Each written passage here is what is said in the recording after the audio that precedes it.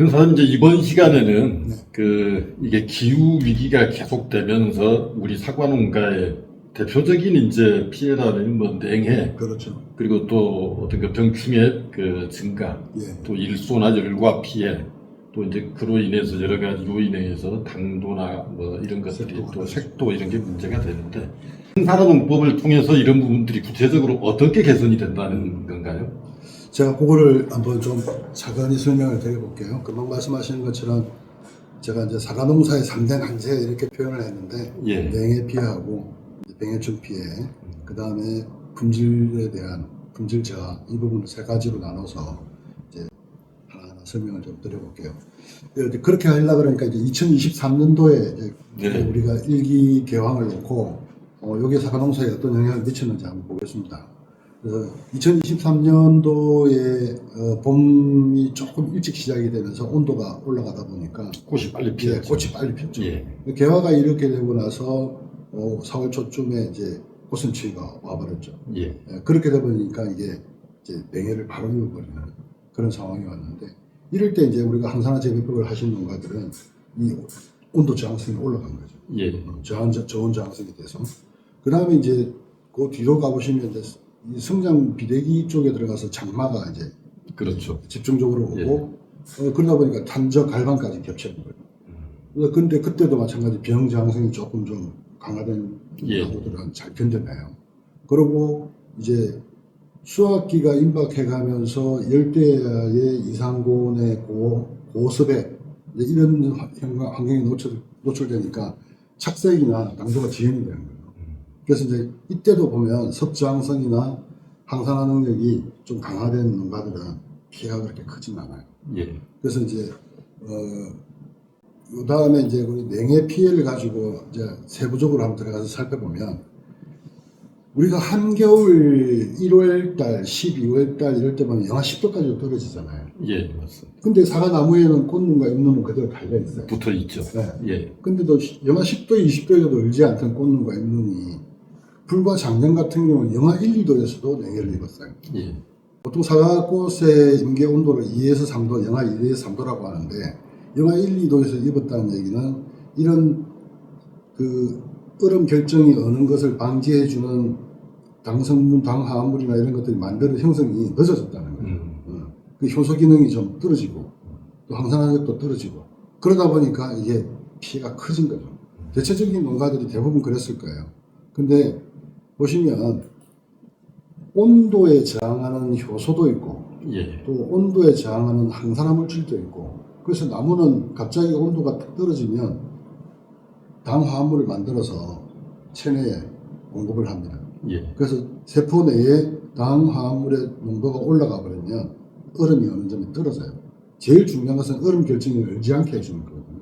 그럼 이런 저온 저항 효소의 기능은 언제 강화가 되냐면 가을부터 겨울까지 강화가 됩니다. 예. 근데 이게 봄으로 가면서 온도가 떨어지니까 점점 낮아지는 거예요. 반대로 생리가 좀 활성화되어 있으면 날씨가 갑자기 추워지더라도 거기에 대응해서 효소나 이런 것들을 증가시킬 수 있는 방법은 있는데, 이미 그런 것들을 만드는 효소가 적은 나무들은 견뎌내지를 못하는 거죠.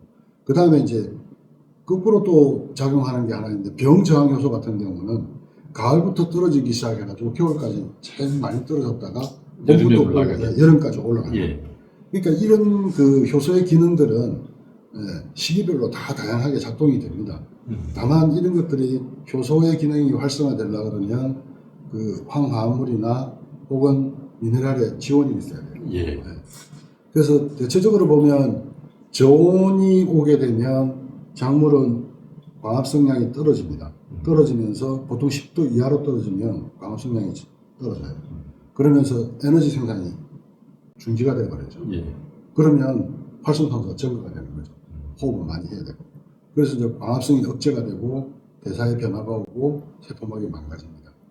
그래서 세포 보호화합물을 당화합물을 충분히 만들어내면 절대 피해를 입지 않는데, 이게 이제 기능이 떨어져 버리니까 안 되는 거죠.